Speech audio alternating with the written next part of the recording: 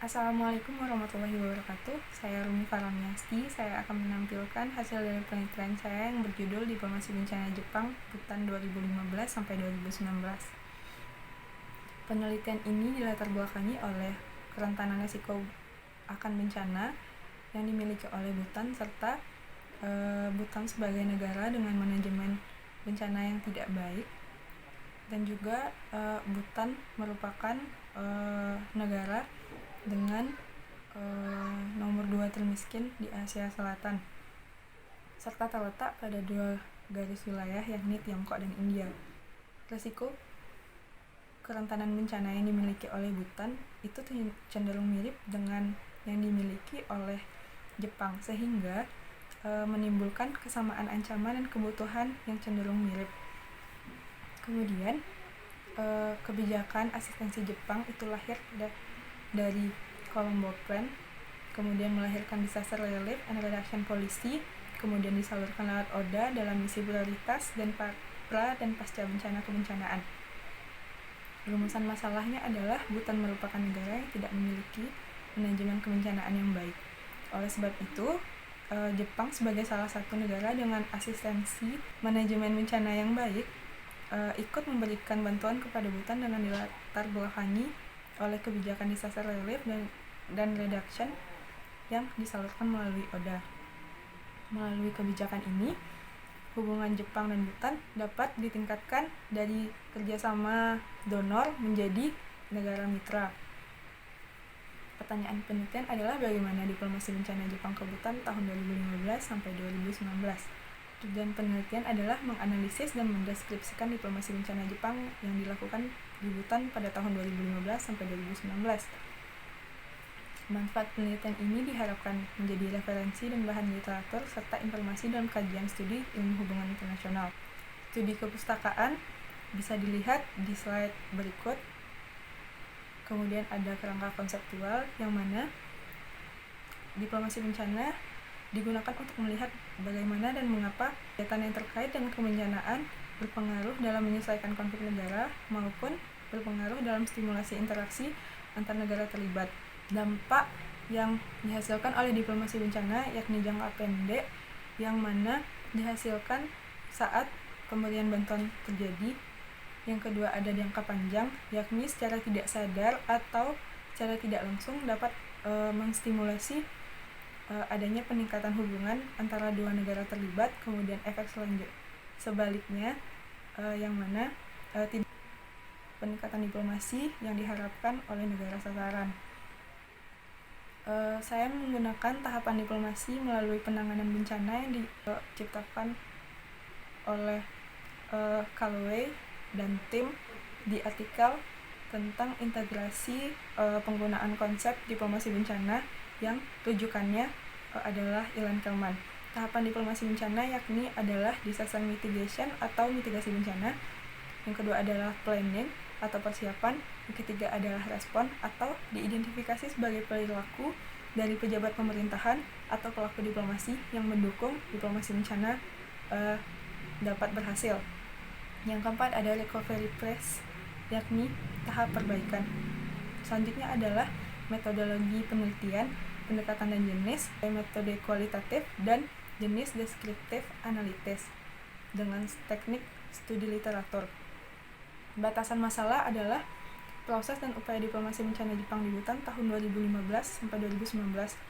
2015 dimulai pada saat bencana gempa yang terjadi di Butan serta relevansinya dengan pengembangan atau evaluasi kerja ODA di tahun 2015. Tingkat dan unit analisa.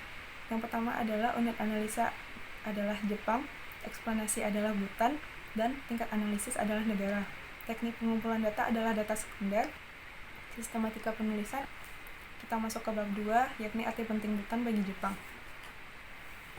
Arti penting Butan bagi Jepang adalah sebagai negara yang rentan terhadap bencana, yang mana Butan memiliki kerentanan terhadap bahaya alam atau bencana alam seperti banjir, tanah longsor, gempa bumi, ledakan danau glasial, kekeringan, serta resiko kebakaran.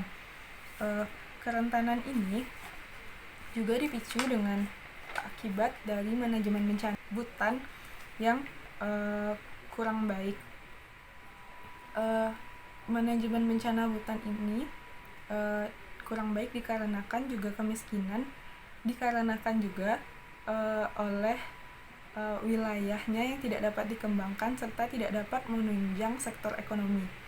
Butan tidak memiliki fasilitas modern sehingga struktur bangunan masih tradisional. Hal ini ada berkaitannya dengan risiko kebakaran yang tinggi. Posisi Butan yang berada tepat di sabuk Himalaya yang sangat aktif, memiliki aktivitas seismik, serta memiliki iklim yang ekstrim. Resiko-resiko Butan tadi itu memiliki kemiripan dengan Jepang, yakni Jepang adalah negara dengan aktivitas gempa tertinggi, vulkanik maupun seismik, memiliki iklim ekstrim, lalu memiliki garis pantai yang kompleks, serta berada di zona lingkar Pasifik yang memiliki 83 gunung api yang aktif. Kemudian adalah adanya nilai strategis Butan bagi Jepang. Yang pertama adalah kedekatan atau kesamaan historis.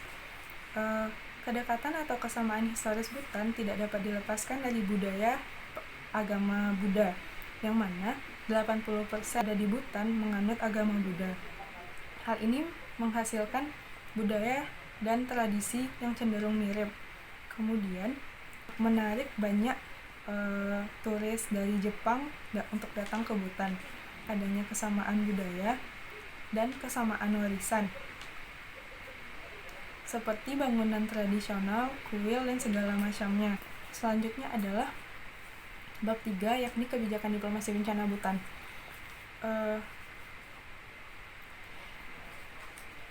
Diplomasi bencana Jepang merupakan kebijakan yang secara umum diturunkan dari Colombo Plan. Di tahun 2015 adanya perubahan judul dari Piagam Oda ke Piagam Kerjasama Pembangunan, yang mana sebelumnya merupakan misi yang terfokus pada isu pra dan pasca bencana, kemudian berubah di kerjasama pembangunan. Isu prioritasnya adalah pembangunan perdamaian, pertumbuhan berkelanjutan, mengatasi masalah global, serta pengurangan kemiskinan. Karakteristik diplomasi bencana Jepang yakni memiliki 3 instrumen. Yang pertama adalah aktivitas yang berhubungan dengan penelitian dan pengembangan informasi tentang isu bencana terkait di wilayah yang mengalami bencana. Yang kedua yaitu penyediaan barang atau bantuan darurat apabila diperlukan. Yang ketiga adalah bantuan hibah darurat. Satu ciri khas yang ada pada Oda dibandingkan dengan asistensi lain adalah adanya kesempatan bagi negara penerima donor untuk melakukan penawaran atau pengajuan yang sesuai dengan kebutuhannya. Hal inilah yang kemudian membuat implementasi Oda sesuai dengan kebutuhan negara penerima donor dan kepentingan dari pemberi donor. Kita masuk ke bab 4, tahapan mitigasi. Yang pertama adalah kesamaan kerentanan wilayah, kesamaan wilayah atau kebijakan disaster relief reduction. Mitigasi ini berfokus pada kesamaan nilai yang dimiliki oleh Jepang dan Butan. Kemudian adalah penerapan pengadopsian penanggulangan bencana Kerangka Sendai pada tahun 2015 dalam merumuskan strategi manajemen risiko bencana. Strategi Kerangka Sendai ini bertujuan untuk mensintesis pergerakan kebijakan dan kemajuan yang dibuat dalam program kait dengan disaster relief reduction, yakni disaster risk management. Kemudian adalah planning atau perencanaan yang mana dilakukan melalui official routes. Yang pertama adalah ODA-JIKA, yang kedua adalah non-official routes, yang mana penelitian dilakukan di wilayah Butan. Beberapa penelitiannya adalah yang dilakukan sebagai berikut. Kemudian tahap ketiga adalah respon, yang mana melibatkan banyak upaya diplomatik seperti kunjungan diplomatik dan peninjauan proyek yang dilakukan Jepang ke Bhutan berdasarkan kepentingan-kepentingan yang dibawa oleh Jepang ke Bhutan. Selanjutnya adalah tahap recovery, yang mana adanya perkembangan hubungan donor menjadi mitra bisnis. Kanan pasca bencana yang pertama adalah pada proyek berkelanjutan hasil mitigasi seperti creating Bhutan first large-scale facility to study earthquake, yang mana diterapkan pada nasional yang cenderung rentan terhadap gempa. Yang kedua adalah Project for Evaluation and Mitigation of Seismic Risk for Composite Masonry Building. Adanya kerjasama tersebut karena pengembangan dari wilayah yang tadinya tidak dapat dikembangkan pada sektor ekonomi diubah menjadi salah satu aset dalam peningkatan nasional Bhutan. Salah satunya adalah adanya kerjasama model bangunan anti gempa pada situs budaya dan sejarah. Model bangunan ini merupakan model pertama di Asia dan digunakan sebagai percontohan. Yang ketiga, adanya perkembangan kerjasama di bidang bisnis, yakni di bidang pembangkit energi pada tahun 2012, 2013, 2018 hingga 2030. Nah, bisnis pembangkit energi ini terdapat dalam kerangka integrasi dari ekonomi negara Bhutan. Selanjutnya adalah adanya pengubahan resiko bencana menjadi sektor bisnis seperti pemanfaatan air yang berasal dari pengeluapan Danau Glacier dijadikan menjadi sistem pembangkit listrik tenaga air. Lalu kemudian ada kerjasama pembangunan sarana telekomunikasi. Yang ketiga adalah adanya perkembangan di sektor pariwisata, seperti kerjasama yang dilakukan di situs budaya yang kemudian membuat aset pariwisata menjadi lebih stabil dan dapat dikembangkan sehingga menjadi pendapatan di bidang ekonomi. Selanjutnya adalah agenda ekonomi, yang mana agenda investasi bisnis yang dilakukan Jepang di Tokyo melibatkan 170 pebisnis yang akan kemudian melakukan investasi di Bhutan. Selanjutnya adalah pengembangan mitra dagang dan adanya kerjasama di BIMSTEC Indo-Pasifik yang dilakukan di kawasan Indo-Pasifik. Diplomasi bencana tersebut berhasil dikarenakan resiko turun menjadi 63 di nomor 63 pada tahun 2016 setelah asistensi bencana dilakukan. Jepang berhasil menjadi negara donor dengan ranking nomor 4 di dunia dan nomor 1 di Asia. Hal ini mengakibatkan misi dari ODA yang dilakukan oleh Jepang berhasil, dan juga kebutuhan akan penanganan resiko bencana di Bhutan juga dapat dipenuhi. Kesimpulan adalah diplomasi bencana Jepang dan Bhutan paling banyak dilakukan pada proses mitigasi dan pemulihan atau recovery phase. Hasil dari dampak pengembangan hubungan yang ditingkatkan lewat isu kebencanaan seperti donor menjadi relasi mitra di sektor lain, serta kerjasama yang dianggap dapat diidentifikasi sebagai keberhasilan diplomasi bencana.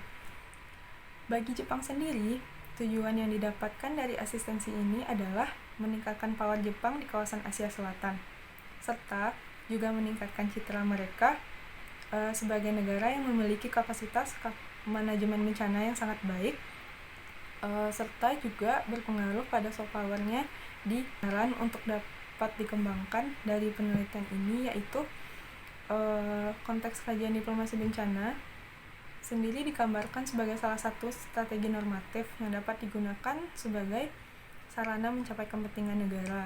Saran dari penelitian ini untuk penelitian selanjutnya adalah mengaplikasikan diplomasi bencana pada kerangka Sendai, Jepang 2015. Sekian presentasi dari saya ucapkan terima kasih. Wassalamualaikum warahmatullahi wabarakatuh.